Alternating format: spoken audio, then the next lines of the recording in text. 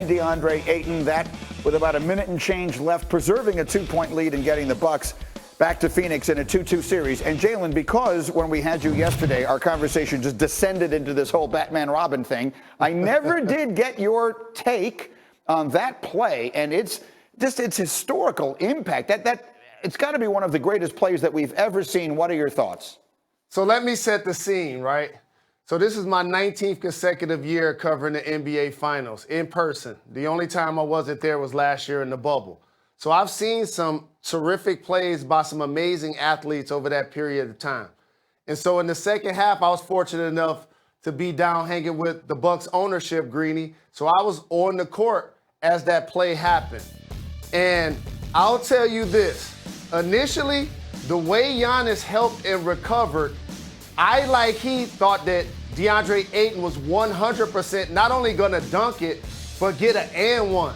That was a very crucial play at that point of the game also.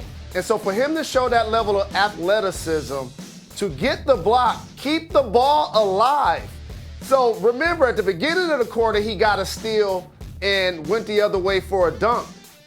There was also another play in transition where he dropped it off to Pat Connaughton, who made a three. So these couple of plays by Giannis on that end of the floor cemented a conversation that people was questioning only a couple of a series ago. Remember when KD was going off and people was like, where's Giannis?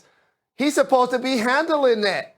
Well, they found a way to advance in that series, even though the Nets were hobbled. But Giannis stepped up to the plate, and nobody's going to stop KD. And now you see him defending above the hoop. I've seen him defending Trae Young. I've seen him defending Chris Paul. So the validation and the greatness of Giannis should not be in question. And that's what I was trying to tell Big Pert yesterday, my brother. He's going to beat me in a lot of debates because he's great at what he does. But we both know who the quote-unquote Batman is of the Milwaukee Bucks. He's the guy that we didn't know was going to play game one, and he swooped in and saved the series because he's making it competitive because, by the way, the Phoenix Suns played against the Lakers without AD, Denver without Jamal Murray, and the Clippers without Kawhi. We didn't want to see them in the finals without Giannis. Giannis swooped in and saved the day. And they had back-to-back 40-point games. He brings it all of the time. And so it's very, it was very awesome to see that defensive play and how it turned the fortunes of this series. Now we have a tied series, a 7-game series, in my opinion, and it's great theater for the NBA. Absolutely. So let's then turn to that, because it feels to me like we have two forces working right now. You have home court advantage, which no team has been able to solve so far in this series, but you also have momentum. I thought Zach Lowe said it well earlier on the show. It feels like things have moved in a Bucksy direction with the way the games are being played. So who has the edge there? Do you side with the team that has home court, or do you side with the team that has momentum? The edge goes to the Phoenix Suns because 2 of the next 3 games are going to be on their floor. And being in both of those arenas, Greeny, I don't see the road team winning on the other team's floor. As a matter of fact, whoever wins the next game is winning this series. And I believe with the emergence of Devin Booker's offensive game in the last outing, Chris Paul can't get worse than we've seen games 2, 3, and 4. His scoring has been down. His turnovers have been up. Drew Holiday has been wearing them like a straitjacket. And so he's got to find a way to get himself going. Also, DeAndre Ayton have to play without fouling. It's a dramatic drop-off when they go to the bench. Saric is out. You're putting in Frank Kaminsky, and all of a sudden they're going on big-time runs. And also Giannis is attacking the basket. Bobby Portis is attacking the basket. You don't have the height and the rim protection. So it's important for Ayton to stay in the game, continue to be an offensive weapon, and also attack Giannis and get to the free throw line. The big fella Ayton was 0 for 0 from the free throw line. So he also has to be aggressive offensively. I believe that happens when Phoenix returns home and they play a lot better in front of their home fans. You just said you think whoever wins tomorrow night wins the series. Why do you say that? I believe like it's a swing game. And these are 2 of the best fan bases that I've seen at an NBA Finals. I mean, loud as well. I mean, committed. It's 20,000 people inside the arena when you watch Milwaukee play, but it's another 25,000 outside. They're not jaded by the journey. Both teams celebrated winning the East, celebrated winning the West. And so I just don't see a road team now winning on the other team's floor because the home teams continue to have their role players in particular play a lot better. Like, you ain't even seen Mikal Bridges in Milwaukee. Did he travel? Did he travel? See, he had 27 points in game 2. But that's what happens when you're a young player, a role player. Jay Crowder's going to make shots. Cam Johnson has been outstanding. Cameron Payne is going to get going. The depth of the Phoenix Suns playing 2 of the next 3 games on their home floor. I think it goes 7, but I think the Suns find a way to win a championship this year. I do want to ask you about one more player, and you mentioned it in there, and that is Chris Paul. I think there are a lot of people around the league who don't have a rooting interest in one of the other team that are rooting to see him finally get his championship.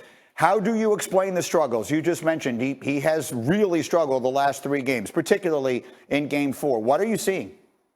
He's older, Greeny, and that's what happens when you're playing. See, being a 36-year-old point guard in the NBA is vastly different than being a 43-year-old quarterback with a torn ACL in the NFL. It's vastly different. You're going to have your games against the Clippers where you erupt and you hunt shots, and he was outstanding offensively and making threes. And then in game 1 of this series, the exact same thing. But then they started with P.J. Tucker on him. And then you go to Drew Holiday, who's taller. He's more athletic. He's younger. He's picking you up 94 feet. Like, anybody that's ever played at the park, when a guy is picking you up 94 feet, you're like, seriously? Are we doing this? Like, in the NBA regular season, it does not happen. So Drew Holiday continues to press Chris Paul. Now, here's what they're going to do.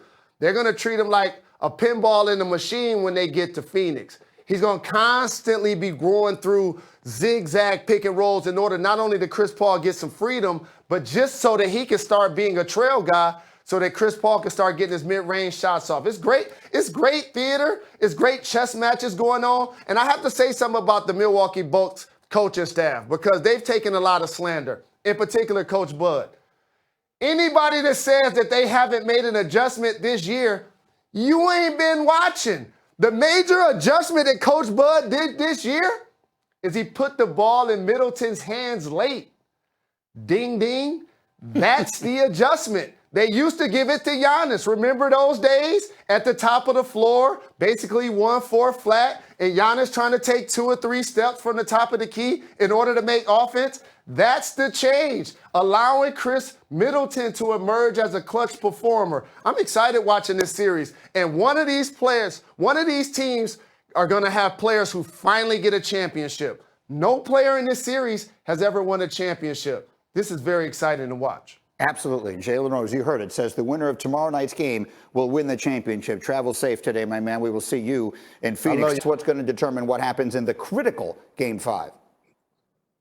Yeah, I'm not saying he's going to decide the game, but I'm watching Mikal Bridges closely. He was kind of invisible in the last game, and to me, when the Suns get corner threes and when they get their role players corner threes, they are really, really hard to beat. They average 10 corner 3 attempts per game in the regular season. That's down to 7 in this series and 28 total. 17 of those 28 came in game 2 by itself. Other than that, they've got nothing. And so I'm looking at his shot attempts. And also, if they can get a handle on Chris Middleton at all in crunch time, it's a lot of that is going to be Mikal Bridges' defense. So he's not going to decide the game per se, but I've got a lot of eyes on him and what he means to the Suns on both ends of the floor. It's momentum versus home court advantage. We'll see who gets the win. Richard Jefferson will be there. It's tomorrow night on ABC. Great to see you, RJ. Thank you so much. Zach, thank you for getting up. Good to see you guys. Guys, enjoy the game tomorrow night. We'll see you Monday. Meantime, to the... I'm going to do it. Always getting better. Let this get this convo percolating. That would be percolating with a K. Max, I'm going to start with you, though. What do these finals mean for Giannis's legacy? Oh, my God, everything. Could you imagine if he hyperextends his knee in game 4 of the conference finals, and then they win.